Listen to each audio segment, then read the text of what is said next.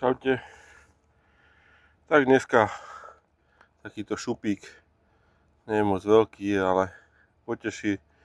Po dlhej dobe som nejakú rybu aj vyťahol, lebo zábery som mal, ale používam teraz také iné háčky, som sa vrátil, ale keď miniem, už nekúpim ich, lebo nie som s nimi spokojný. Neviem, mám pocit, že kedy som s nimi bol veľmi spokojný, teraz a že už sú také není ostré, ako kedy.